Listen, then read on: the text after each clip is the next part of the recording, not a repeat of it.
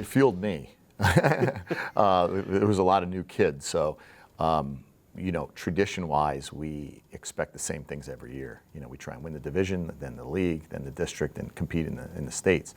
So the kids know that going in. And you'll talk to Hayden later, but for Hayden, I know he wanted to do it for the kids last year because he was a starter on that team, and Reese also, and so they were fired up, But essentially, again, we just lost those games. It wasn't we blew it or choked or anything like that. No, we played a good game, and Parkland and Pleasant Valley happened to play just a little bit better game that day. You lost 11 seniors from last year's team. So what were your expectations coming into this year? I think it was actually 12. We had a big class. The expectation this year was, again, the same. Those don't change. The players do, and sometimes you just have to win a little different. So rather than mashing, because that team hit close to 400 as a team, we knew we'd have to do it differently. We had some question marks pitching. We lost 6 pitchers from the previous year. But we knew we had some good young talent. We saw that in the fall, and we're like, oh, this could be good, and we knew we could run.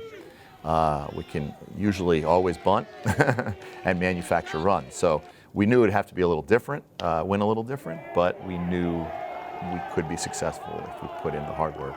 Was there a point this season or a game where you and the coaching staff kind of realized, hey, we got something here? Yes, it was the Becca game you did, actually. That game was extra innings, and the kids fought, and they were facing a pitcher who was obviously one of the best in the league. And, we got past him and then got to the bullpen and then saw their number 2 and just grinded the game out. And then I think it was 4 days later, we played 12 innings against Parkland and beat them 2-1, and then had previously beat them 11-1. So when we beat Parkland 11-1, we're like, wow. Parkland has everybody back. They're a good team. We could have something here, yeah. You talked about last year's team really swinging the bats pretty well. This year's team was able to win in different ways on given days. How important was that?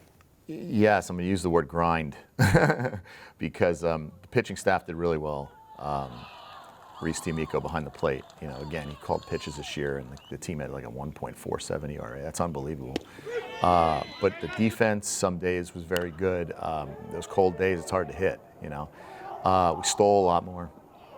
We bunted when we needed to. But basically, we put the ball in play with less than 2 outs and guys on third base and got runners home. So we manufactured a lot of runs, won a lot of close games. I think 11 one-run games we won, 3 extra inning games.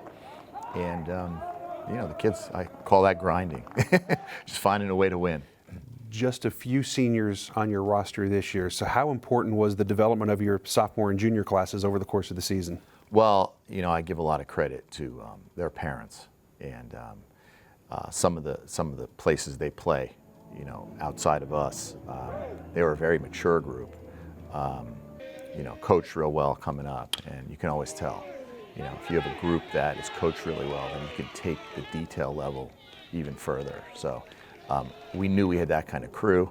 The key was going to be, hey, let's get used to varsity pitching. And usually we do that and learn through losses. But this year we're grinding out one run game after the next and learning through that. So we were fortunate to win and learn at the same time.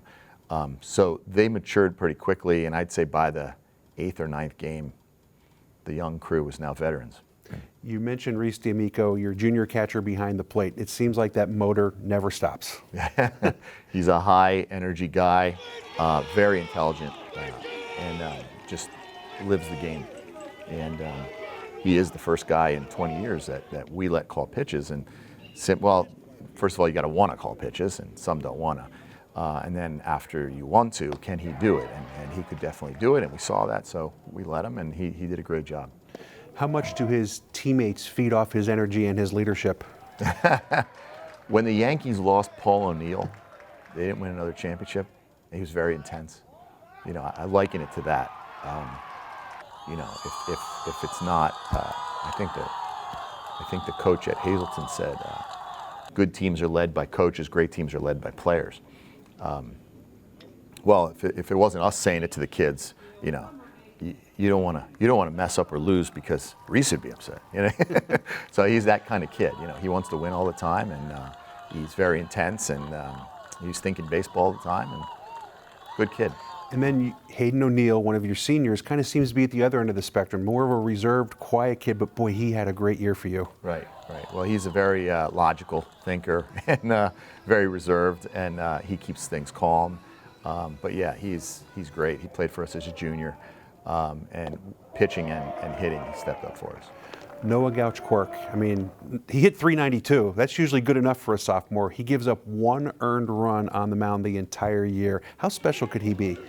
1 earned run, 200 runs, but I think for 36 innings it wasn't a run, and that was including. Now we used him as a finisher, so we sat down at the beginning of the year and thought to ourselves, do we want Noah pitching once a week or twice a week? So the answer was twice a week, so we used him as a finisher, but he did pitch 6 innings, 4 innings, 5 innings at a time. The game that you did against Becca, I think he pitched 6. So he did pitch his share, but we used him as a finisher, and he kind of came from nowhere. We saw he was hitting spots and doing this kind of thing, but I think what I was getting to is with 36 and a third innings, not only did he not give up a run, but I think he had 9 inherited runners as a finisher. Didn't give up any runs from those either. Those didn't score. So that's an amazing accomplishment. And the year that he had was unbelievable. To beat Emmaus in the district championship game, to get to the state tournament, how much momentum did that particular victory give you guys? Well, we didn't want to get there and lose. That's tough. When you have an opportunity to win gold, you want to win gold. So that was big. I don't think that gave us momentum. I just think that gave us the satisfaction of what we were playing for this year, some sort of gold medal and some sort of accomplishment. The kids put in a lot of work, and anytime you put in that much work and don't win, it seems like not a lost year, but just not where you want it to go. What was the journey through the state tournament like to get to Penn State? Well, Manheim Township, very good team. In fact, Warwick beat them 3 times. But that was a very good team, very good pitcher. That was an unbelievable game. Noah held them down, but not without the help of great defense. That was one of those games where we had to make about 5 or 6 plays or we lose, and we did. So that was a great game. The second game against LaSalle, they were the defending state champs. We beat them 10-2, and Hayden pitched a great game, pitched to weaknesses and swings. Reese did a great job behind the plate. We hit the ball a lot better and then broke it open late. The game against Hazleton was that game where, that's the grinder game, where we literally tied it and won on 3 chop-outs on the turf. And we were playing a team with 6 D1 recruits and or commits. And, so we just played a little better baseball than they did that day. But again, Noah held them down, and it wasn't a game where he was striking everybody out. So we had to play great defense behind him, and we did it again.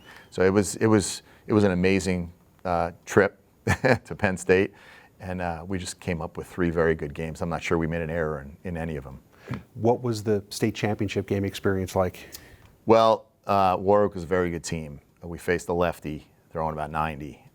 He was a recruit too, not sure where. They had about 3 6'5" guys in their lineup, and we're like, it was going to be a good team. We were down 6-0, and the 2-hour rain delay happened. And then, we had a little meeting and just said, hey, half the games have been played, and the other half, let's win the second half. And kids came back and battled. We scored 4 runs, but just came up short. Obviously, it's a great program you've put together, and nobody ever counts Liberty out, but there were probably some unknowns coming into this year. Mm-hmm. You will be a known commodity next year with everybody you have coming back. Yes. How do you get the players to realize, hey, it's not going to be easy? Just because we did it this year, nothing automatic next year. Well, number one is you're not a big shot next year. Like, you're not just going to go up and think you're going to hit home runs, or that's not who we are. We got to do the same little things, the same detail that we did this year.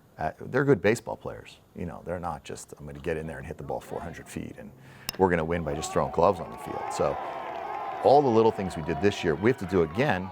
We just do them in, stronger bodies and faster bodies. And but we have to keep the same mindset and the same good baseball techniques and detail in order to. And then you need a little luck. You have to come up with great plays in big games, and teams are going to be gunning for us. Do you feel the loss at Penn State will make them hungrier going into next year? Yes.